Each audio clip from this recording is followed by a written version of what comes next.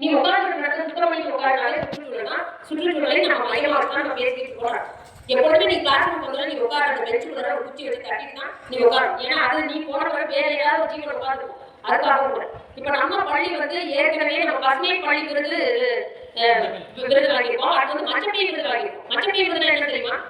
இங்க நெகிழி பேப்பர் பயன்படுத்தக்கூடாது என்பதற்காக பயன்படுத்தல அதற்கு சிறந்த பள்ளி அப்படின்னு சொல்லி தமிழ்நாடுல நம்ம வந்து மச்சப்பை விருது வாங்கியிருக்கோம். மச்சப்பை கொடுக்கலாம், துணிப்பை கொடுக்கலாம்.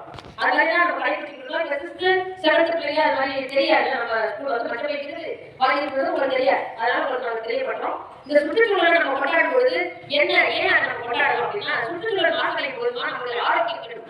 அதுலயும் நமக்கு ஒரு ஸ்மெல்லு ஒரு புகை ஒரு மாதிரியான நாற்றங்களான ஒரு இடத்துல நம்ம வாழ்ந்தோம்னாக்க அந்த அந்த கழிவுகளுடைய ஸ்மெல்லாம் நம்ம உடம்புல சேர்ந்து நம்ம உடம்பே நச்சுத்தன்மையாகி சீக்கிரம் வாழ்நாள் குறைவு ஏற்படும், நம்மளுடைய ஆயுள் காலம் குறையும். அப்படிங்கிறத அதனாலதான் சுற்றுச்சூழலை நம்ம வந்து பாதுகாக்கணும். அப்படிங்கிறாங்க. நம்ம என்ன பண்றோம், காலநிலை மாற்றம் வேற வந்துருச்சு. காலநிலை மாற்றம்னா என்னன்னா இப்ப மழை காலத்துல மழை பெய்யும், வெயில் காலத்துல வெயில் பெய்யும் வரும்.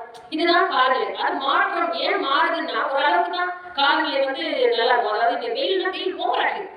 அதான் மழை பெய்யுதா ஓவரா மழை பெய்யும், ரொம்ப மழை பெய்யும், அழியிற அளவுக்கு பண்ணும். வெளியில போக முடியல. நிஜமா இதெல்லாம் பாத்தீங்கன்னா ஒரு 11 மணி 12 மணிக்கெல்லாம் வெளியே போனா கார போனா கூட மட்டை அடிக்கிற மாதிரி வெயில் ஓவர் மழை. இதெல்லாம் ஏன் ஏற்படுதுன்னா நம்ம சுற்றுச்சூழலை மாசடைய செய்துட்டோம். மரங்கள் நிறைய வைக்கல.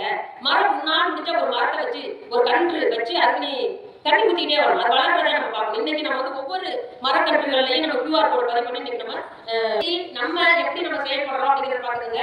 நீங்க உங்களுடைய செயல் சுத்தமா இருக்கும். பூமி கூட ஒத்துழையாமை இயக்கம் அப்படிங்கிறத கடைபிடிக்கும். என்ன ஒத்துழையாமை இயக்கம்? ஓரளவுக்கு தான் கழிவு பொருளை தாங்கும் பூமி.